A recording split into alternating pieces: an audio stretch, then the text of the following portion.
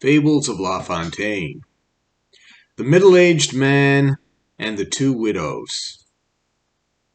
A man of middle age, fast getting gray, thought it would be but sage to fix the marriage day. He had in stocks and underlocks money enough to clear his way. Such folks can pick and choose, all tried to please the moneyed man, but he, quite at his ease, showed no great hurry, fuss, nor scurry. Courting, he said, was no child's play. Two widows in his heart had shares. One young, the other rather past her prime, by careful art repairs what has been carried off by time. The merry widows did their best to flirt and coax and laugh and jest, arranged with much of bantering glee his hair, and curled it playfully. The eldest, with a wily theft, plucked one by one the dark hairs left. The younger, also plundering in her sport, snipped out the gray hair every bit.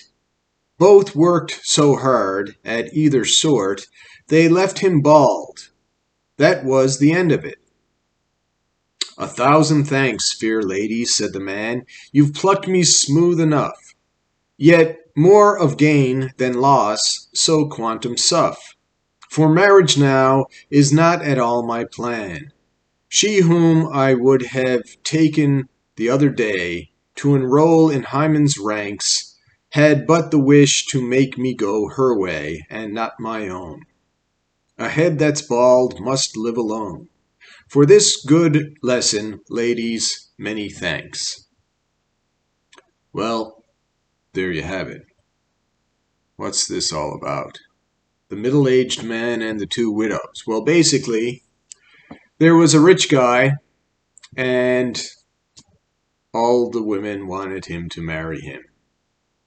So, because he had lots of money, and life was going to be easy, he could pick and choose who he would or would not marry, and he was in no hurry. So he said, well, courting or getting married is not child's play. It's a very serious business. So you have to be careful. So there were two widows who liked him, and he liked the two of them as well. And so there was one, I like how they describe this, the other rather past her prime, by careful art repairs what has been carried off by time. So basically she had makeup, she had hair dye. In today's age, it would be plastic surgery and fillers and contouring makeup styles and fake eyelashes and veneers in her teeth and breast implants and liposuction and fake tanning, things like that. She's old, she's past her prime, but through art or through technology, she's able to appear young and beautiful, even though she's past her prime. She's old. So these two women would talk and laugh at the man's jokes and flirt with him and play with his hair. And while they played with his hair, the old one would pluck out all the dark hairs that were left, so that his hair would be gray and he'd look more suitable for her age. And the young girl would do the same, but she would pluck out all the gray hairs, trying to leave him with dark hair so that he would look younger and more suitable for her to marry. And of course, the end result is they plucked him bald, left him with a glabrous dome like an egg. So, as they did that, he said, wow, okay, well, thank you for this wonderful lesson, ladies. I've gained more from this experience than I've lost because, you know, my mind was made up that, I'm getting older. Maybe it's time for me to get married. But now I would have married one of you. Now I realize that I'm not interested in getting married, especially now that I'm bald. So the reason is these women wanted to change him. This reminds me of a famous quote that's often attributed to Einstein. However, there's no evidence that Einstein ever said this. But the quote goes like this. That's the trouble about marriage. Women always hope it's going to change the husband. Men always hope it won't change the wife. And both are disappointed. So that's it. He realizes that these women don't really like him. They like what he can do for him. He can make their life easy because he has lots of money. But both of them want to change him into the type of guy they want. They don't want to accept him as he is. Right now, before he marries them, they're laughing at all his jokes and they're flirting with him and, pretending that they like him. But what they really like is what he can provide for them. And what does he get out of this? He's not loved for himself or his accomplishments. He's loved as a commodity that can provide an easy life for them. So he says, well, this is why getting married is a serious business. If somebody loves me for who I am and doesn't want to change me, I want to get married. I don't want to change these women. I want them to stay the same. These women want to marry me, but they want to change me to go their way, not to follow me on my way. So I'll just go my way alone. And then he thanks the ladies because this is the powerful lesson he learned that, sure, he can get married, but if he gets married, these women will try to change him and make him follow her, and he'll become a servant. So it's like the Rolling Stones song, Beast of Burden. I'll never be your beast of burden. He doesn't want to be the beast of burden to these ladies. He wants to be loved. And realizes, well, it's probably better I don't win. Like, what exactly do I get out of this equation? Except people I can support. So, that's basically the story. And, yeah, unfortunately, these days, at least 50% of marriages end in divorce, 80% of which are filed by the woman.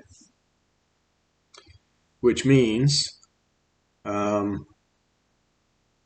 if you do get married, there's a high probability that it's going to end in divorce. And the family courts, unfortunately, favor the woman. The man ends up paying alimony, losing half of his possessions, generally loses the house.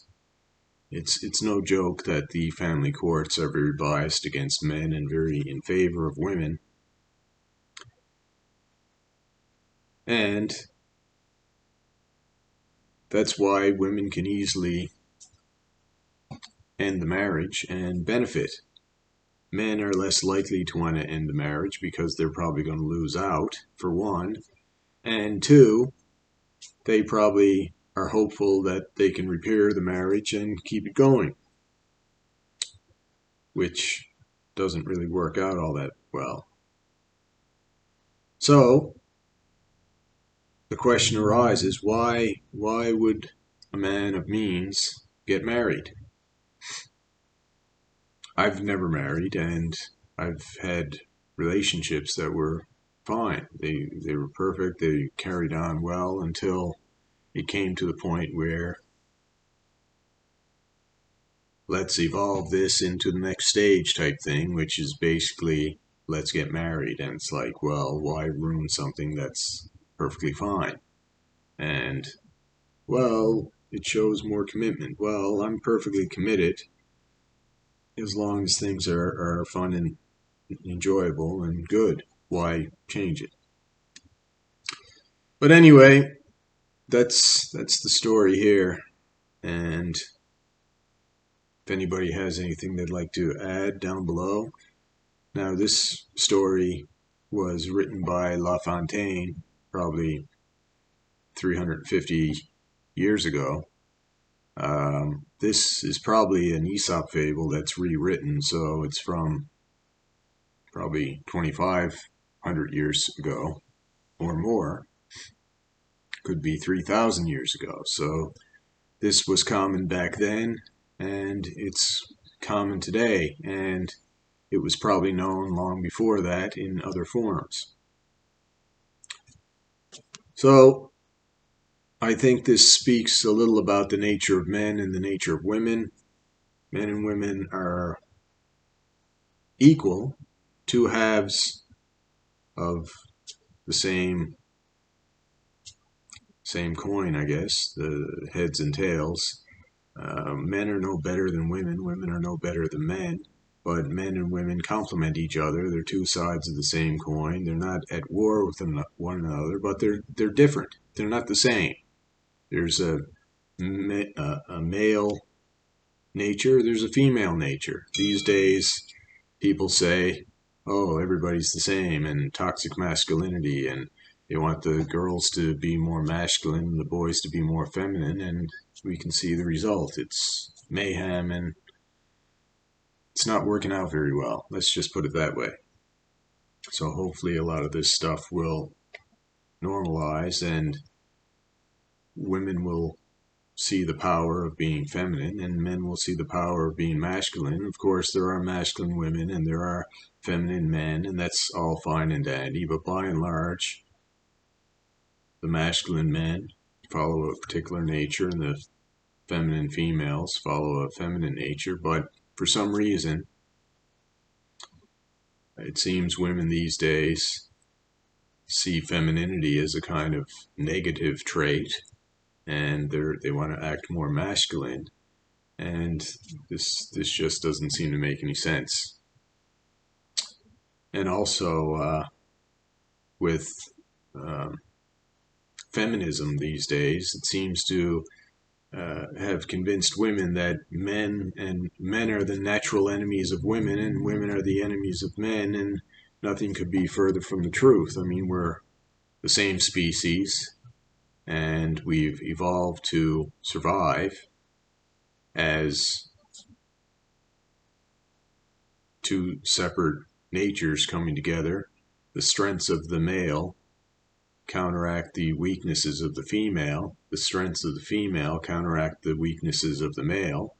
And together, our weaknesses are covered and our strengths are compounded. And that's the way it should be. But unfortunately, things have gotten a little strange these days. But ancient wisdom is ancient wisdom for a reason.